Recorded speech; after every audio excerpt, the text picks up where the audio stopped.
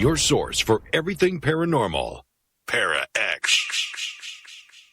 The views expressed and the opinions given by the individual host and their guests do not necessarily reflect those of Para-X, its affiliates, or its sponsors.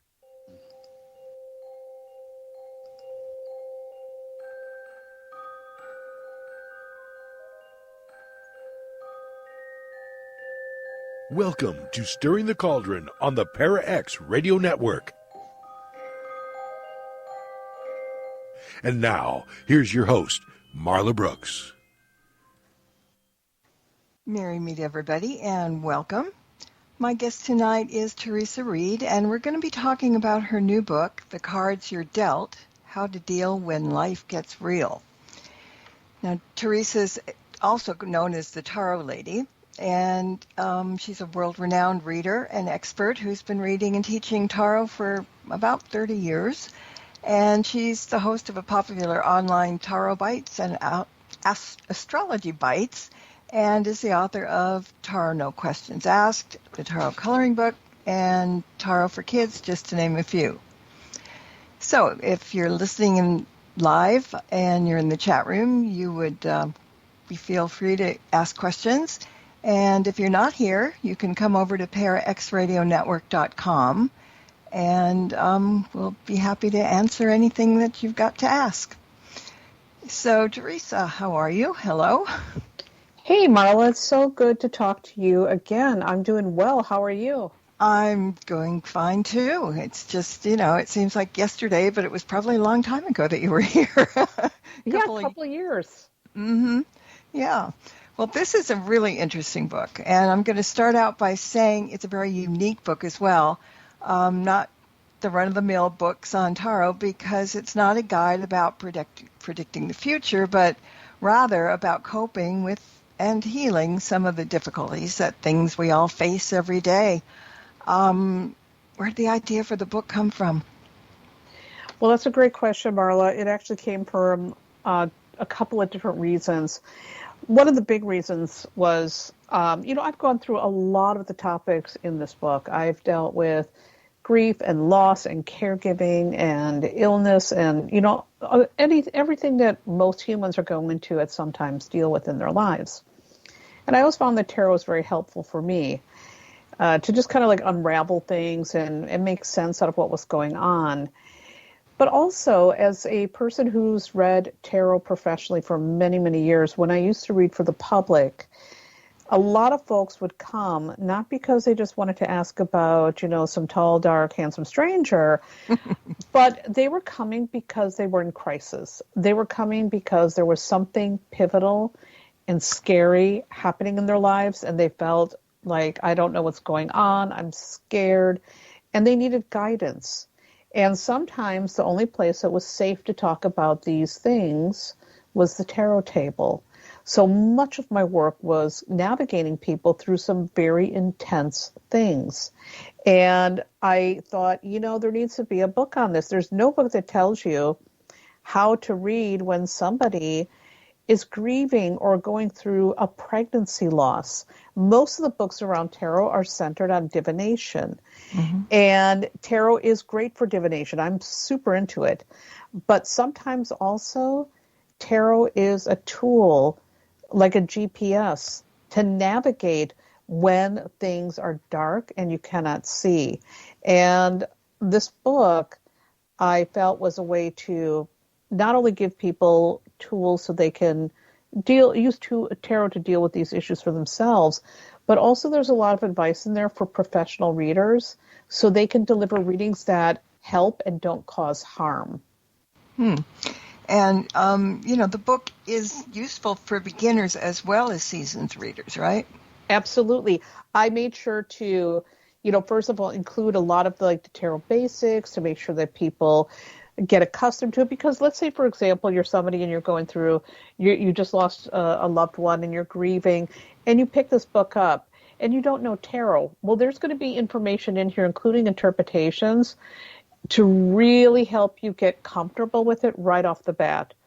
But if you are somebody who is a intermediate reader or a seasoned pro, again, it has advice to delivering good readings and also a lot of spreads that I feel are really helpful for different situations. This is the stuff that I've used over the years.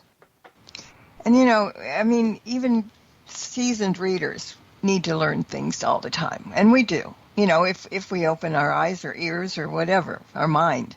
So, it's just good to know that you're going to always learn something else. And there's a lot of stuff in the book that kind of got me waking up again.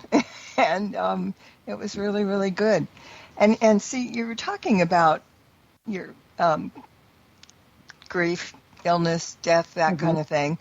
But you are comfortable with the topics. And this book isn't a book about misery. It's a book about hope, huh? About hope, and also about really dealing with things in a pragmatic way where we're not, sweeping it under the rug, or we're not doing toxic positivity, good vibes only. It's about really being present with what is and working with it and accepting these things and trying to understand them. I'm very comfortable with these topics. I always have been. I think it's because, in my childhood, I had a very large family. There were funerals constantly. I had a very sick mother. So I was doing a lot of adulting at 9 years old and having to help my parents navigate a lot of things. And so it's a role that I played even before I began reading tarot. And so topics like death or illness or, any of that, it's just something that I'm very accustomed to it. I don't shy away from it. And I never treat any of these things like they are, messes. It's more like, okay, well, here we are. We've got this situation. Let's feel these feelings. Let's process what we're processing. Let's try to understand it. Let's find a way to work through it. And I think that that is very helpful for folks who are dealing with hard things in life. And it's just, again, it's kind of just my way. A lot of people are not comfortable talking about these things, and a lot of tarot people aren't, because there is no training for how do you deal with somebody. How do you talk someone off the ledge in your reading if they come to the tarot table and they feel like they don't want to be here anymore? Yeah. How do you guide somebody when they've suffered a tragedy and they are having trouble processing it or don't want to process it? How do you talk to somebody who comes to the tarot table and they are angry because they feel that somehow the universe has cheated them by taking away a loved one? We have to be ready for these things, and we have to be comfortable being in the presence of all the emotions that come up when folks are going through things, so we can, again, be there to help them. The greatest thing you can do as a tarot reader is witness someone's pain and be there without judgment, with just compassion. And I really, really hope that this book kind of brings that point home. I think, from what I'm reading, I think it does. But I'm going to jump back a little bit. When did you start reading tarot? I started reading tarot when I was a teenager. Like most teenagers, what are we doing? We're trying to figure out who we are. And I was a typical, very angsty teen, and I had the good fortune of having a friend whose mother happened to do astrology, which was very unusual. I grew up in a rural area, and my best friend was an oddball like me. I was always kind of an alien out there. And so anyhow, when her mother said, "Oh, let me look at your astrology chart," I'm like, "Oh, sure." And it made sense. It made more sense than the stuff my parents were telling me. And I'm like, okay, well, there's something to this astrology. And so I started studying astrology first. And then I picked up a tarot deck when I was at the mall. One time when I was 15, I just saw it there. I was looking for astrology books. So I saw it. I'm like, oh, hey, I've seen this on TV. Let me get this tarot deck. And so I got my tarot deck. I brought it home.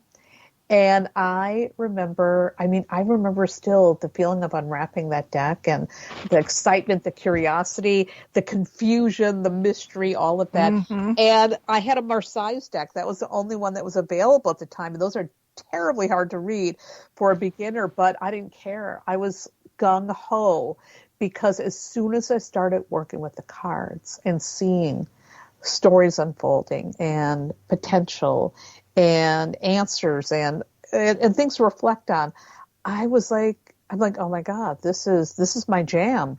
And I have had a tarot deck in one hand and an ephemeris in the other hand ever since. So that's I mean, I'm going to be 60 in a year. So over 40 years of my life has been dedicated to study, learning, and, reading for the public and writing about it. Yes, and very well, too.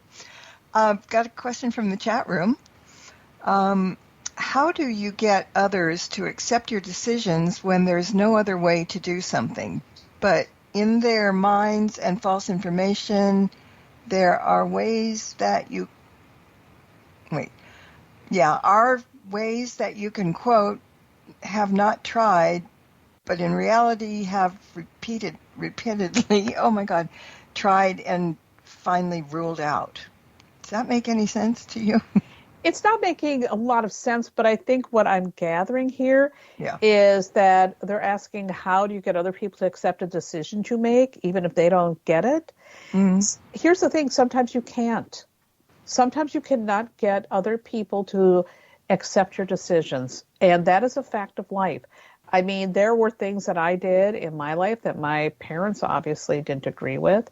There were things that my children, who are both adults, have done that I've raised an eyebrow on. And I think it's really important when we are making decisions that other people don't agree with. Maybe for once we want to step back and reflect on why they don't get it. But then we also have to ask ourselves, what are they, are they looking out for me? Are they seeing something that I'm not seeing? Or are they just really having an attitude because they don't see what I'm seeing? I think there's a need to be as open-minded as possible and not try to force our viewpoints on other people, but also to have boundaries so other people aren't doing that. I don't know if I'm even saying this eloquently, but I'm very much a kind of like a live and let live type of person. And, I am always like, okay, people got to figure their stuff out. And even as a tarot reader, sometimes you give advice to people and you're hoping that the advice is going to be helpful. And sometimes it is. Sometimes people are going to do something entirely different. You have no control over that when they leave the tarot table. That is not your karma. All you can do is work on yours and hope for the best and hope other people's situations and the decisions they make are going to be for their highest good. I have a lot of people say, it's a big responsibility to do readings on people because sometimes you have to, you see something that's really, really bad, coming up. And some readers just will kind of go over it and not say it. Others will just be blunt and say, this is what you see. How do you do that? Well, here's what I believe. First of all, I think brutal honesty is not good. I really don't. I'm all about honesty. But when you deliver a truth in a way that is really harsh and you think you are, quote unquote, telling it like it is without sugarcoating it, you may end up really creating a tremendous amount of harm or fear for that person. I don't think that's helpful. I really don't. But also to gloss over and say, oh, look, you got the Five of Swords, everything's great. That's now you're not being honest because you're not comfortable talking about that and you're afraid, you're letting your fears get in the way. So the best thing that we always want to do is we be honest what we see. And then also if we have, let's say, really scary cards, we want to talk then about, let's look at some strategies for dealing with this situation. So I always say I'm more of a strategist than a fatalist because even if you are dealing with something really hard and horrible, and by the way, I had like the world's worst year this last year with some tremendously awful problems going on in the family. But my whole thing is like, okay, this is terrible. This is what we're feeling. But we have got to come together as a family and let's work through this together. And we did. And we're almost through the gauntlet of this terrible situation. And using that as an example for a reader, it is so important to be honest, to be grounded, to look for strategies. So that way, when the person walks away from your tarot table, they are aware of what's going on and what the possibility is, but they're also aware of their agency and the things they can do to either steer the situation in a different direction or to find a healthy way to move through it. That's the best scenario. And so we have to bring compassion into every reading. And that also means sometimes you're going to have someone sit at the table and they're going to have a situation where they're doing something maybe that's really incredibly unethical, like maybe they're committing a crime or whatnot. Mm-hmm. You don't get to judge that. Right. That is not your role. Your role is to sit there and listen without judgment, with compassion, and to say, okay, this is where you're at. This is where it may be going. Let's see what you could do to get yourself on the right path. And then once they leave, it's up to them what they decide to do. That's good advice, actually. Because some people just say, well, no, I have to tell the truth. And, and other people can kind of say things in a better way, and it works about a better way that way anyway. Yeah, I think so. When I was a very young, naive reader, I thought it was really good to not sugarcoat, just tell it like it is. Yeah. And let me tell you something. There were some people who didn't like that, who thought, wow, you're really being harsh, you're being hardcore. And I remember, thankfully, all this stuff happened when I was very, very early in my career. I'm like, oh, yeah, maybe I don't need to do it like that. Occasionally there were certain elements of clients who did want to come in. They wanted a mother figure to kind of like yell at them a little bit. Mm-hmm. And so occasionally there are people, you got to find that voice for those people. And there was one client that I used to see. I would rarely see her, but she would only come in when she was doing something really, really stupid in her life. And she goes, I'm doing something now. I'm here. I said, you're here to get yelled at, aren't you? She goes, yeah. Wait till you see what I've been doing. And of course, we'd lay out the cards and then she'd tell me what she was doing. I'd be like, oh my God, come on, girl. So sometimes people do want that, but I think you have to know that that's what the person wants, mm-hmm. and that's how they want to communicate with you. But in general, we still, even still, you've got to bring compassion into it. You mm-hmm. have to not be, again, brutal with your honesty. Yeah, no, that makes good sense. But okay, so you're talking about reading other people, but we can use readings for ourselves just as well as others. But there are some people who say you can't do a reading on yourself because you're either inclined to ignore the negative or try to justify in your mind what the cards are mistakenly saying. And, I've got a mantra in my head that the cards do not lie, and, mm-hmm. I face up with it. So what do you think about readings for ourselves? Listen, when I started learning to read, I mostly read for myself. I still prefer to read for myself rather than get a tarot reading from someone else. So I'm going to be real frank about that. Mm-hmm. And by the way, for people who think they can't read for themselves, my friend Courtney Weber wrote a book called Tarot for One. I highly recommend that. Yeah, Courtney's good. Oh, Courtney's great. That's a really, really good book on the topic. But, I feel this. There are techniques you can use.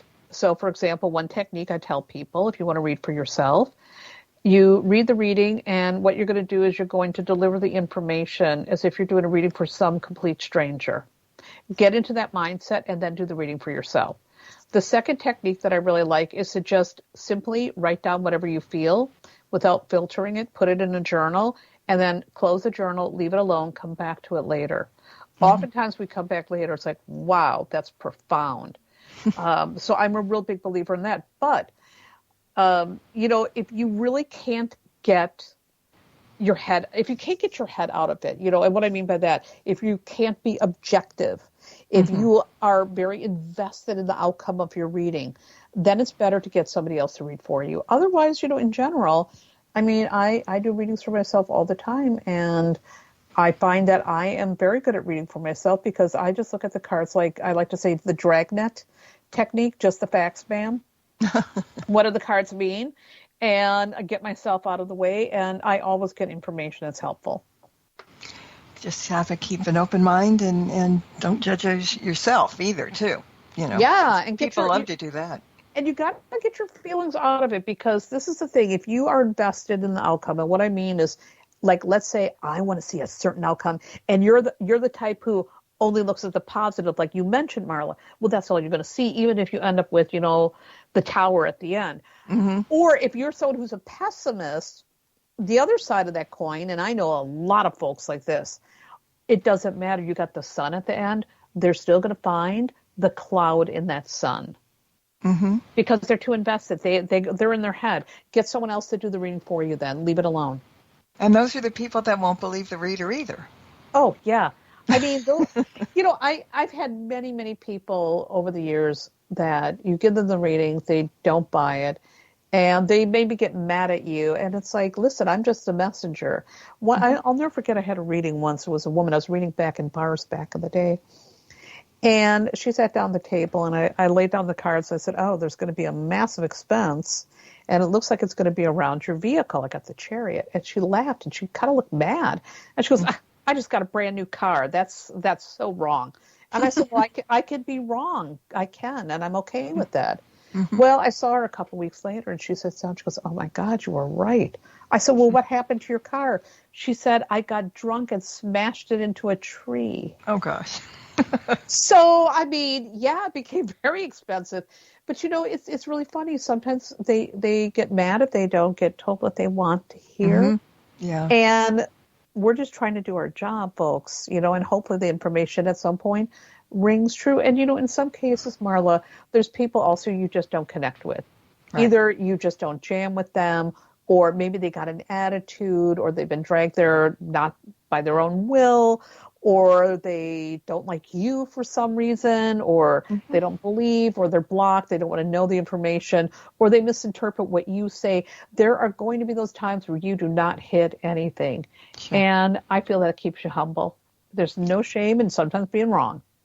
That's right. And that's life lessons in there too sometimes. So it's Absolutely. All good. Yeah. All right. So the first part of the book is about the tarot, learning the basics and the card meanings, as you said. I want to talk about card meanings for a minute, because some people say each card has a specific meaning carved in stone, and they go along with that. But I've talked to people who use their personal intentions to describe each card. So there's no right or wrong, is there? I don't think there's any right or wrong. I think, here's the deal. There are standard traditional meanings, and those need to be honored. Absolutely. But we are also, at the time some of those meanings were developed, that was around 1700s, turn of the century, Waite and Aliette, those are a long time ago. In our modern times, we're going to interpret those cards differently. Yeah, one of the cards, Five of Swords, for example, I see that sometimes as a hostile takeover of a business. I mean, it's a very modern interpretation. So one of the things I think is that it's important to, understand the foundations, the history, the standard meanings, and those can be a wonderful springboard. But then you have to go with your intuition. What does that card mean? How is it going with the other cards? How does it apply to the situation or the question the person is asking about? And also, what vibe are you picking up? So let's say, for example, that you and me both go get readings. And we get the exact same cards in the exact same positions. Now, if you go only by the quote-unquote standard meanings, we're both going to get very generic rote meaning readings, and it's going to be identical, and that's not the way it works, because we are still two different people with different concerns, and a skilled reader is going to look at those cards and how they're going together, but also, what does this feel like for this client? And what am I feeling at this moment also? What symbols and signs am I getting? And that's how we put the reading together. So it's a little bit of both. Mm-hmm.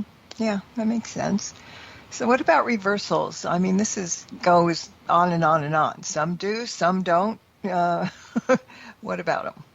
I always say if you want to get tarot readers mad, bring up the subject of reversals and watch them squabble, because they're always going to have strong opinions about that. Yep. It's funny because I read reversals, and the reason why is not a very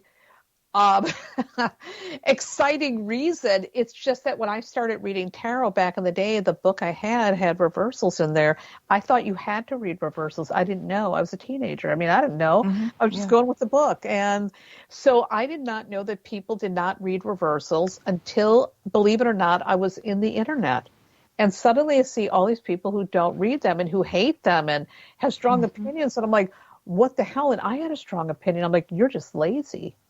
And, so but then what happened was I've had some readers do readings for me with that don't use reversals, and I've had great readings, and it changed my mind. I'm like, oh, it's optional.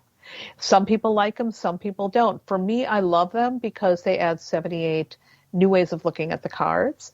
And also, I have been a practitioner of yoga for many years. I used to teach it before COVID killed my studio. And BKS Iyengar talked about inversions, and he said, if you never do inversions, you become conceited because you only see things one way.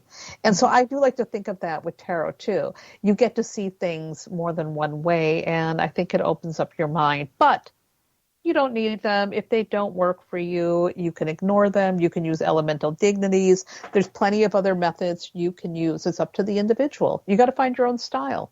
Mm-hmm. And some people think, well, okay, if you don't use reversals, you'll never get a negative card.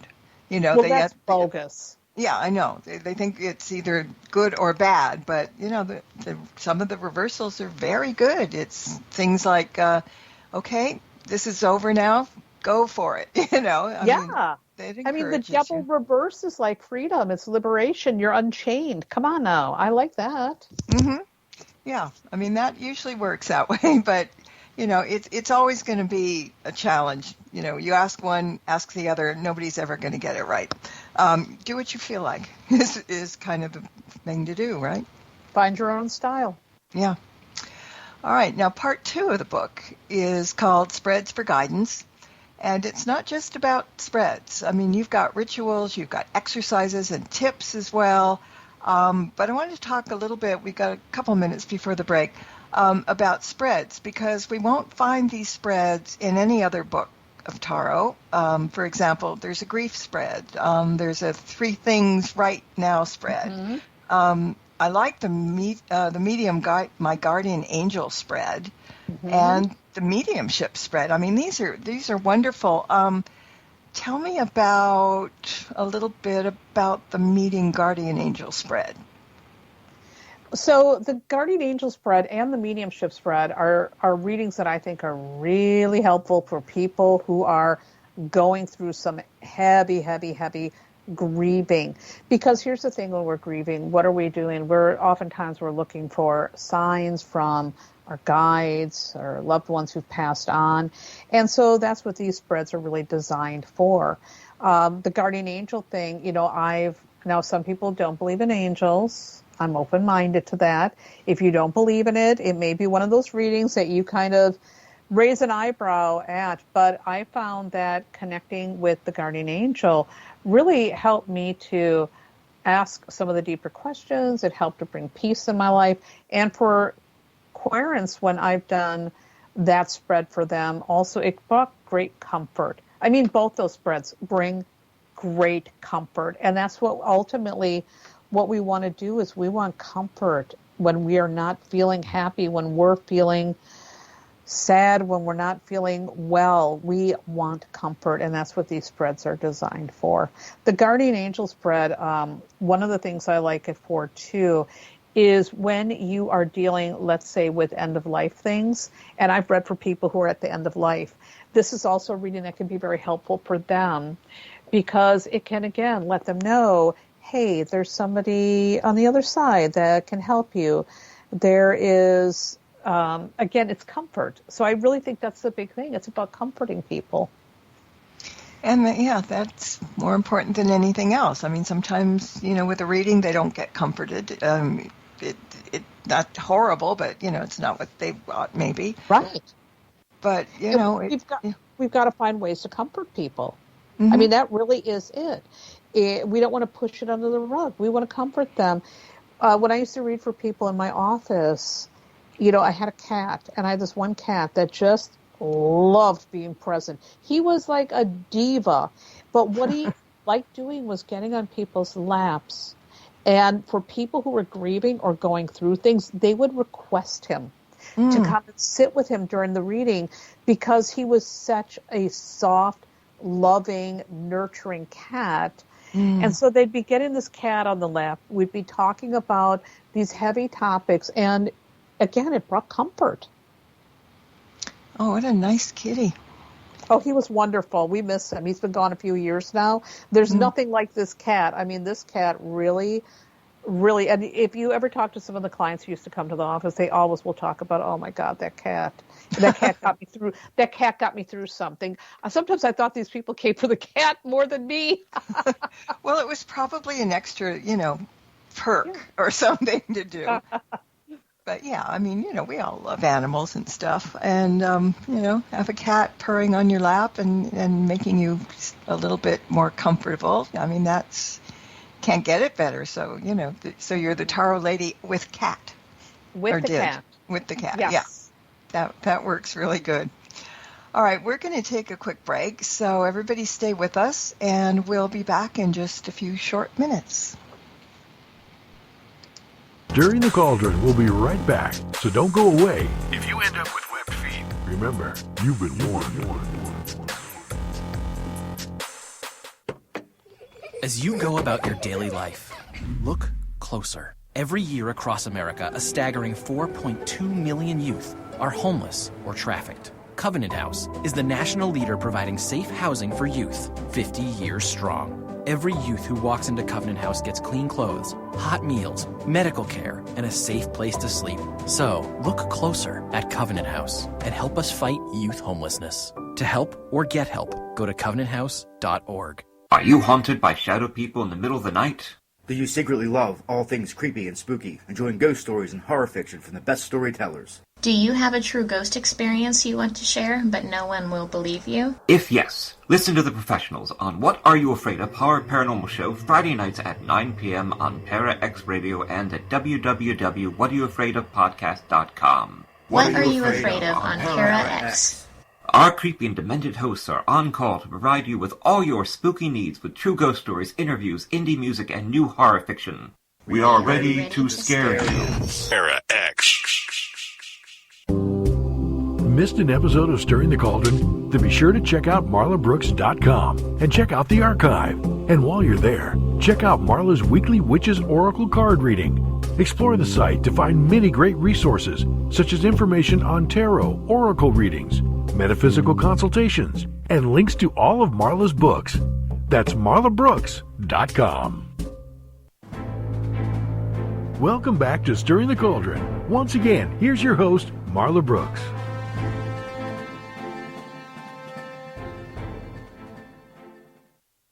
And my guest tonight is Theresa Reed, and we're talking about her book, The Cards You're Dealt.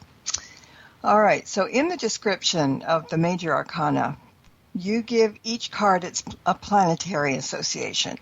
So some people might know that astrology works and some don't with tarot. So why don't you explain how it fits into the readings? Sure. Well, first of all, I always have to remind people that I came through tarot through astrology. So I started astrology before tarot. And when I started looking at how astrology goes into tarot, I thought it made a lot of sense, actually.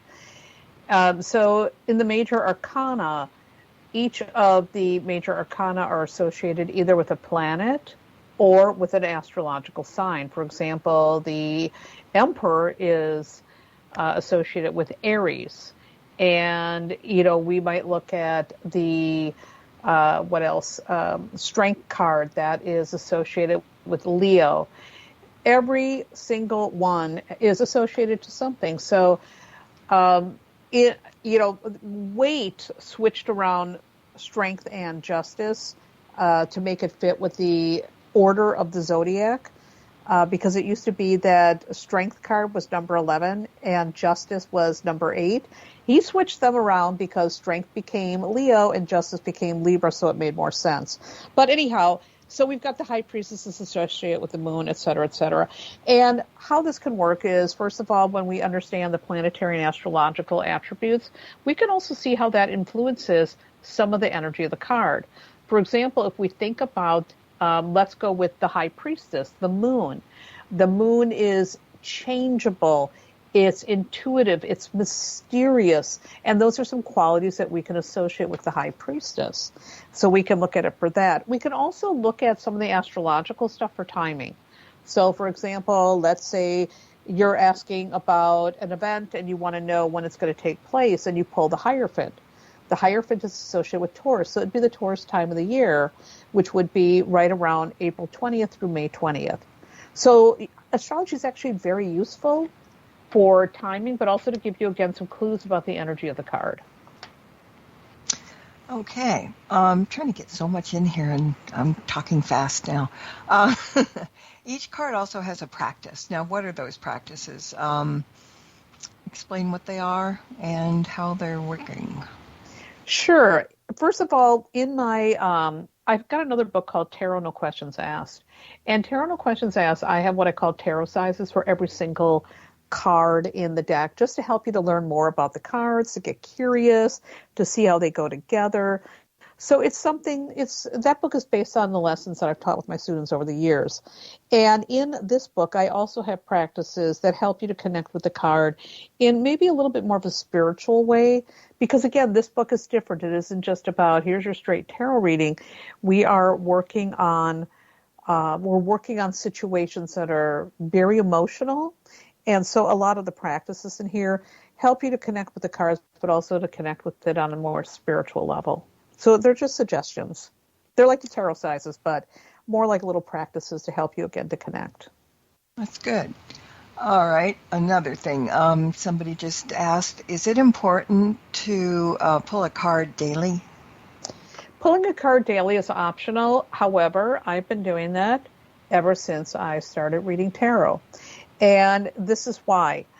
I kind of like starting off my day with a little bit of a touchstone. Like some people might get up in the morning, maybe they pray, they meditate, they read a book. Well, I like to read a tarot card. Let me pull this card. Let me see what this card is all about. Let me see what the energy for the day might be. So I like to do that. My daughter and I also pull cards together every morning from the Bohemian fortune-telling deck, which is a newer deck from Baba Rock Studios. We love doing that. It's like, it sets the tone for our day. It starts it off on a fun, spiritual note. So I love it for that. I think it's great to use it as a reflection and then look at the end of the day, okay, how does this card work out? So that's one way. And the other thing is when you're learning tarot, it's a really good practice. Pull the card in the morning, jot down anything you're feeling, come back at the end of the day. How did it work out? How did it work out? I mean, that is a great way to start learning it. You're getting familiar with it. You're looking at it every day. So both of those things are reasons why I like them. It's fun, and also it's a good way for me. I like to keep my chops sharp, so why not pull one every day? Some people think, oh, you don't need to do that, or, whatever. And if that's not your jam, you don't have to do it, but I really dig it.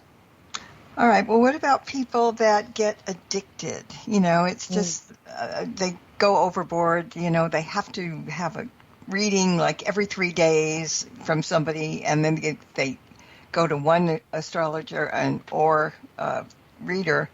It could be an addiction. What about that? Well, that's not helpful to anybody. I always say you never want to beat a dead tarot horse. If you are hammering the cards again and again and again, probably trying to get the answer you want, you're probably going to end up getting very confused. And my cards get very sassy when you pull that. Pulling a little card for the day for guidance, that's one thing. But asking the same question again and again and going to multiple readers to try to get the answer you want, or to try to get confirmation because they're all going to supposedly agree on it, it's not healthy. You should leave the cards alone then. If you're approaching it like that, leave it alone. It's never going to work for you. And like I said, for me, if you pull that with me, my cards get really snarly. They do not have the patience for it. So it never works. It never works. I think your first answer is the one you want to go with, and then leave it alone.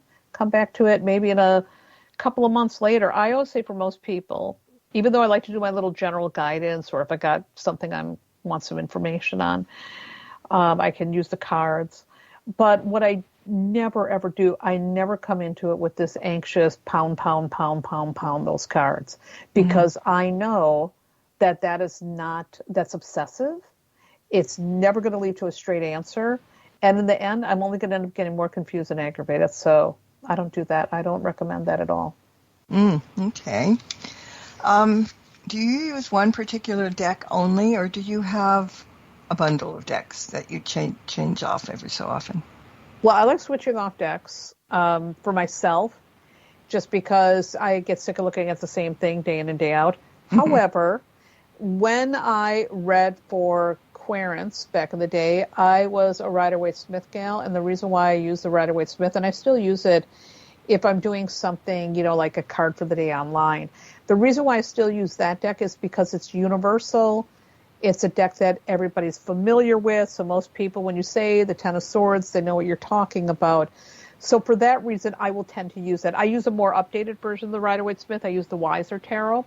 The Wiser Tarot's got some great soft watercolors, and it's got representation, which I think is really important. But it's still a Rider-Waite-Smith deck. So that is my go-to, what I call my workhorse deck. But for myself, I might use that deck. I might use my favorite deck, which is the Baroque Bohemian Cats Tarot. I might use the Kids Tarot. That's a deck I worked on. Whatever. I've got a lot of decks, so I'll just sometimes pick one randomly, reach into my little drawer and say, oh, what did I pick? Oh, goodness, I'm going to use the Frog Tarot today. So you just want to, I like to mix it up for myself. Okay. Over the years, people are sending me their decks, publishers and everything, so they want people to come on the show.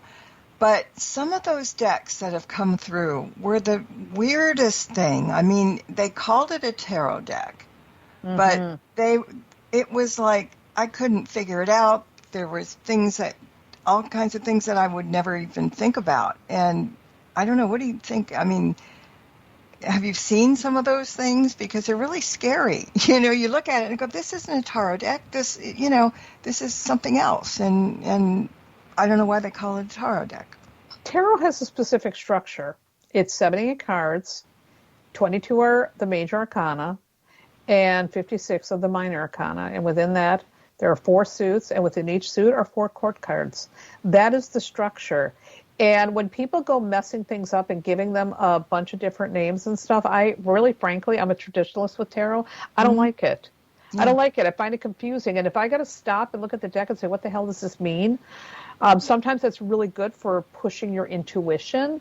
But other times it's like, this is just making it frustrating because it's not following any rules. And sometimes, too, deck creators will add a whole bunch of other cards in the deck. And I think you got everything you need in 78 cards. And sometimes when they add the extra cards, I'll use them. Other times I'll just be like, I'm not going to use you. I'm going to take these out, put them aside, and I'm going to stick with the 78 cards. So I prefer people to stick as close to the rules so I know exactly what the hell I'm looking at instead of making it so that I can't recognize it. I don't like that. There are a couple decks that don't follow the formula. And maybe I like them because aesthetically it's beautiful, or once in a while again I'm like, I need to give my intuition a kick in the behind. So let me pull out something that I can't read. So now I got to force to really do the work. Which, by the way, that's a very good technique if you get very stale with your readings. Get a deck that you can't read head nor tails out of. Your intuition's going to have to do the work then to figure it out. Yeah, get to know your deck. Or somebody else's deck. Yeah. I I appreciate artists and doing their own thing, but sometimes it's like, if it ain't broke, don't fix it. Yeah. We get used to it, and okay, so you have another, say they do a 72 or 78 deck, whatever, but none of them will be any of the real things. Like, okay, here's Mr. Bird, or, Quacky the Duck. I just don't get it. I don't think it should be called tarot. It's some kind of divination, but that's as far as it goes. But I just sometimes I've scratched my head and looked at them and I thought, no, I don't think so. I don't even want to open it very well. So that's the way it goes. All right. Now, in the major arcana, you start out by explaining the court cards, the numbers from ace to 10, and then there are pro tips and journaling prompts. So what are journaling prompts? Oh, I'm a huge journaling fanatic. I love to journal. Listen, I got to burn some of these journals too. I'm like, oh my God, I got to burn some of these before I die. If my kids read them, they're going to be really mad. So, I love to journal. I find maybe it's because I'm a Gemini, but I find writing things down is very cathartic for me. It's a way where I can really work out some of the things that I'm feeling. So I just love it. But I also think, tarot is first of all, tarot is so good for journaling. You can pull a card. It can be a prompt. It gets you thinking. And I think that's really good for us because we do need to do more reflection, and tarot can be helpful for that. Journaling also is a great way to learn your tarot. if you pull that card for the day, you write about it in your journal, that is a way to get more familiar with the card. So whether you're using it for reflection or if you're using journaling to learn tarot, I'm all for it. I love journaling. Okay. So basically, how do somebody get started using the book? The best way, first of all, is to get a deck that you love and get a journal so that you can take notes and write down your feelings. And then you work through the book as you see fit. Maybe you're going to skip right to a section that is associated with something you're going through right now. Let's say you're caregiving. Caregiving is very hard. For all the caregivers out there, I salute you. I've been there. I've done it. It's one of the hardest jobs you're ever going to do. So let's say that's the thing that's on your mind. You can turn to that section, read the tips, try some of the spreads, write them down, and really work on processing whatever it is that you're feeling. So that's a great way to get started. How about making our own spreads? Oh, I love that. Yeah, I mean, on my Oracle deck, they wanted a couple of spreads. So I made one that was the broom spread, and then the other one was the witch hat, because it was easy to put cards down there. And it was kind of fun to do it, but if somebody is thinking about doing that, how do they do it? There's so many different techniques. One of my favorite techniques is from Gail Fairfield. I believe her book is called Choice Centered Tarot. And what she does in that book is she tells you that you come up with a couple of questions. Like, let's say we are going to ask questions about, we'll say my cat. And I want to know how the cat is feeling. I want to know, what does the cat need from me? Maybe I want to know, what the cat's day is going to be like tomorrow. This is a very silly example, but let's just use that. Well, I can use those questions to form the spread. Boom, boom, boom. What does the cat need from me? How's the cat feeling? What is the cat's day going to be like tomorrow? I've got a spread right there. That is the easiest way to create a spread. Come up with some questions and use it like that. You can even do like a reporter. What do the reporters ask? How, who, where, when, why? You can use that to formulate questions and to create a spread right there. So these are all easy ways to create spreads. There's also a book by Barbara Moore on tarot card spreads. I think it's just called Tarot Spreads. That also has like a ton of spreads in it, but she gives her tips on how to create spreads. But I like Gail Fairfield's technique the best. Okay. So,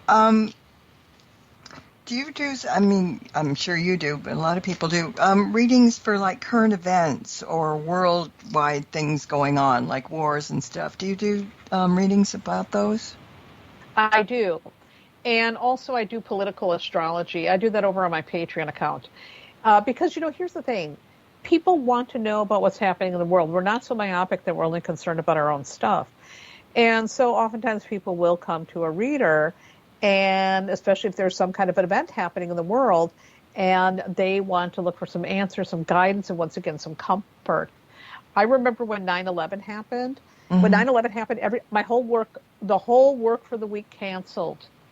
Everybody was freaking out, but I had people calling me, and they were like, oh, my God, I need you to do a reading. Is bin Laden coming to get me? I'm not kidding, by the way, when I tell you this. And I'm like, no, you live in Cedarburg. He doesn't give a crap about you. It's not happening. So you can use tarot or astrology for world events, and it can be pretty fascinating. I love astrology for that, by the way. It's super interesting. But a lot of folks do like doing that. So, yeah, I will do that. Yeah, because some people just think, you can only do it to people, No. And sometimes I knew somebody that would always do a reading for their animal, their pets. Yeah, of course. Is the dog okay? Is the cat sick? It's for everything. And multifunctional, I guess, is a good way to say. Mm-hmm. Yeah. It's like a Swiss Army knife. Mm-hmm. Oh, here we go. Somebody wrote in the chat room, some people might be like that, sticking their heads in the sand and ignoring events. Yeah, that's true. And I get that because sometimes things that are happening in the world are really painful and they're hard to look at.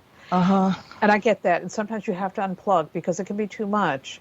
But one thing I always like to tell people is the world has always had terrible things happening because humans are humans.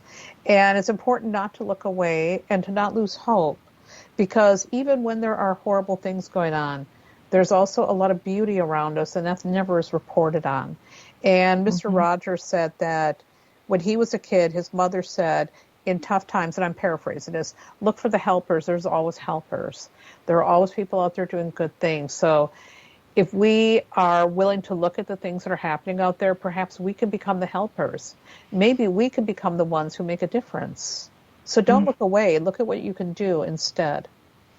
Yeah, I mean, some people just want to know what's happening, very well, how many children am I going to have when I get married and stuff like that. And I mean, that's fine too. But some people go a lot deeper. And yeah, it's just, I guess, why you do it or why you don't. What about, some people were asking about past lives and readings. Do you do those? I played around with that, but I think that there are better uses of your time when you come to a tarot table, because you really can't prove a past life. I mean, you can't. You can only get instincts. You know what I mean? It can be helpful sometimes for looking at ancestral patterns and unraveling that. That's not totally my wheelhouse. I've done it. I can see some value in it. But really, I prefer to deal with the present and what's happening right here and right now, and how we can steer ourselves in a direction towards a healthier future. Yeah. I think a lot of people, well, not a lot of people, but some people just go for readings for the wrong reasons. They do. Yeah. And also, I've come across people who don't want to take responsibility for their lives, and sometimes saying, well, I can blame it on this past life. It's a way then of not taking responsibility, of not stepping up and saying, well, gee, maybe I'm in this pickle because I made these terrible decisions. Maybe your life is not the result of past life. Maybe it's a result of some choices that you've made. And that's a very hard thing to swallow, because a lot of us want to believe that life just happens to us. But that's not true. A lot of what shows up in our life, I mean, there are things we can't control. There are things that do happen to us. But there are a lot of things that are the consequences of actions and thoughts and choices. And so my hope always is that tarot gets us in the present moment and helps us to be mindful, so we start really thinking about, hey, maybe I should make a better decision. Well, some people will take a reading, and if something goes wrong, well, they did it. They made the reading, and that made it happen. I had nothing to do with it, kind of thing. It's a crutch, too, sometimes. It can be an absolute crutch. It could be an opportunity to blame somebody else. And I know that every time that I had drama in my life, most of the time it was because, again, oh my God, I made an impulsive choice. And it was usually around men. And it's like, I can't blame tarot for that. I blame the leather pants, and that's what got me into trouble. And once I started actually being a lot more mindful and thoughtful, I thought, maybe that situation isn't such a good one, and this is looking better. My life got a lot better. It doesn't mean it was perfect. There's still things that could happen. But I've definitely dealt with things a lot better than I did back when I was younger, and a far more free-spirited and that's a kind way of saying irresponsible human. I got in plenty of trouble, but I learned from those things. And I also learned that, this maybe would be different if you put a little more thought into this. Well, as always, it seems like we just get started and the clock starts spinning, but before we know it, it's time to almost go. But before we totally run out of time, I want you to give out your website, because there's so many goodies over there, like the 2024 horoscope, both generally and then by each sign month to month, which is really great. And, I always say forewarned is forearmed. But you've also got blog, classes, workshops, events, books, podcasts, a lot of stuff. Anybody go over there, you're going to spend a few minutes. Not going to be like, oh, peekaboo, and I'm gone. So where can people find you? Thank you, Marla. The best way is to go to the website, thetarotlady.com. That's where you'll find access to everything, including my classes, my Patreon account. And also, I'm on, social media. I'm mostly active on Instagram and Threads. I'm also kind of poke around on Facebook, but mostly Instagram and Threads. Yeah, so you're easy to find. And, I am. Are you doing any classes coming up soon that people might be interested, or workshops? Yeah, absolutely. Well, I do ongoing workshops in tarot, astrology, and business over on my Patreon account. And I'm also having an advanced tarot techniques class, a 4-part series happening in April. And folks can learn about that. Just go to my website and click on classes, and that'll show you all the things coming up. I'm also going to be doing a live class in Canada in October, where I'm working with Sarah Selecki, and we're going to be teaching using tarot for writing. Oh, interesting. All right. And then, there's events. And as I said, the books are there. So everybody jump over there and see. And it's probably there's a place to contact you there as well. So, for questions or, whatever. So thank you for sharing the book. I mean, I really learned a lot. It made me think, which, sometimes it's surprising, but it did. So thank you for sharing and being with us tonight. Thank you so much for having me. It's so great to connect again, Marla. Well, you've got a lot of reason to connect and come back, so we can do this again. I would love that. And let's thank everybody for listening in. And until the next time, everybody, blessed be, and merry meet again. Good night. Thank you for tuning in to this episode of Stirring the Cauldron with Marla Brooks. Please join us again next week at the same time for another great guest and more cauldron stirring. Any rebroadcast or other use of this program without explicit permission is strictly prohibited. Copyright 2024. The Mysterioso March by Kevin MacLeod is licensed through Incompetech.com.